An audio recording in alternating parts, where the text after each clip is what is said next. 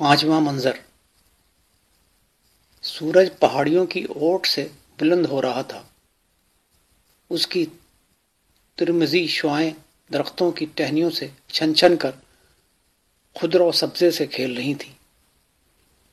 سورج بلند ہو رہا تھا اور اس کے ساتھ ہی کسی قدر حدت بھی بڑھتی جا رہی تھی۔ پہاڑی مقام ہونے کی وجہ سے یہ حدت دل خوش کن معلوم ہو رہی تھی۔ دل نواز موسم تھا۔ قائد اعظم اپنی مسہری پر گاؤ تکیے کے سہارے بیٹھے تھے۔ قریب ہی محترمہ فاطمہ جناح بیٹھی تھیں۔ ہمیں اندر بلایا گیا۔ ہم بھی پاس ہی بیٹھ گئے۔ کچھ دیر ادھر ادھر کی باتیں کرتے رہے، پھر فرمانے لگے۔ قیام پاکستان کے بعد مہاجرین کے سلسلے نے مجھے سخت پریشان کیا ہے۔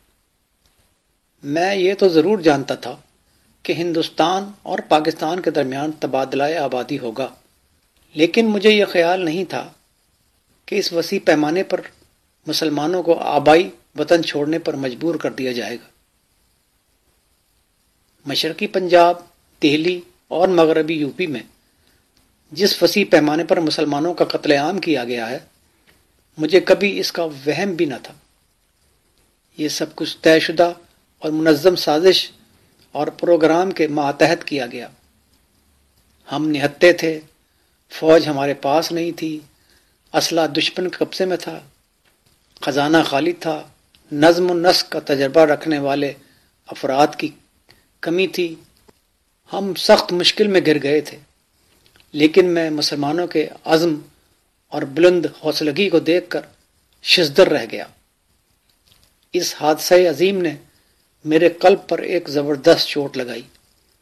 حقیقت یہ ہے کہ ان تباہ حال مسلمانوں کی وازگوں بختی نے میری صحت پر برا اثر ڈالا ہے۔ اس وقت پاکستان کے لیے سب سے اہم مسئلہ مہاجرین کی آباد کاری ہے۔ مجھے کامل امید ہے کہ حکومت پاکستان اس مسئلے کو جلد حل کرنے میں کامیاب ہو جائے گی۔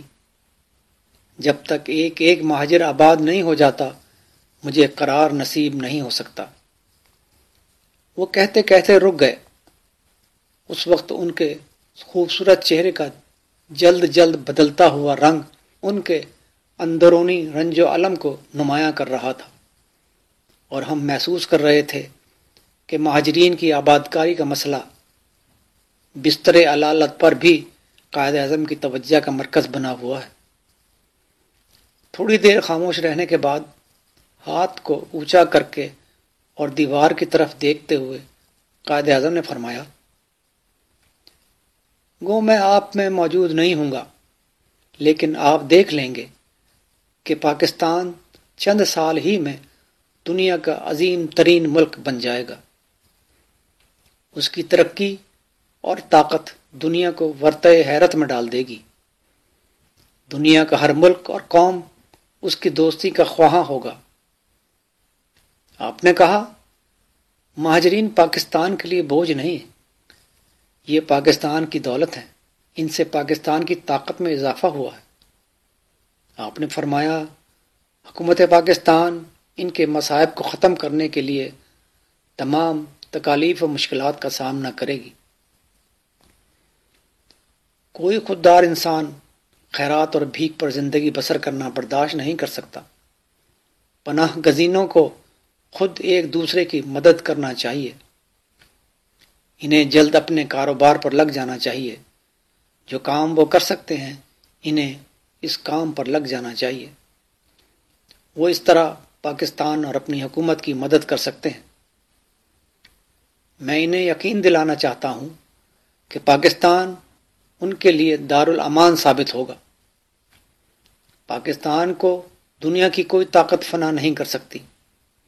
انشاءاللہ پاکستان قائم رہے گا اور خوب پھلے پھولے گا۔ پاکستان کی ترقی ان کی اپنی ترقی ہے۔ پاکستان کی خوشحالی ان کی اپنی خوشحالی ہے۔ آپ نے کہا کہ پاکستان کے ہر ایک صوبے کے مسلمانوں کو صوبائی تعصب کی لعنت سے آزاد ہو کر انصار مدینہ کی طرح مہاجرین کی مدد کرنی چاہیے، انہیں اپنے ہاں بسانے اور آباد کرنے کی کوشش کرنی چاہیے، کاروبار چلانے میں ان کی مدد دینا چاہیے۔ مہاجرین کا بھی فرض ہے کہ وہ اپنے حوصلوں اور اخلاق کو بلند کریں، اپنے نظریات حیات کو ارفع و اعلیٰ بنائیں، رزق حلال کمائیں، دوسروں کے سامنے خیرات کے لیے ہاتھ پھیلانے کی بجائے ان ہاتھوں سے کام کریں، محنت کر کے کمائیں اور اپنی حالت کو بہتر بنائیں، اور اپنے رویے اور محنت سے ثابت کر دیں کہ وہ پاکستان کے لیے بوجھ ہی نہیں بلکہ زبردست فائدے کی حیثیت رکھتے ہیں۔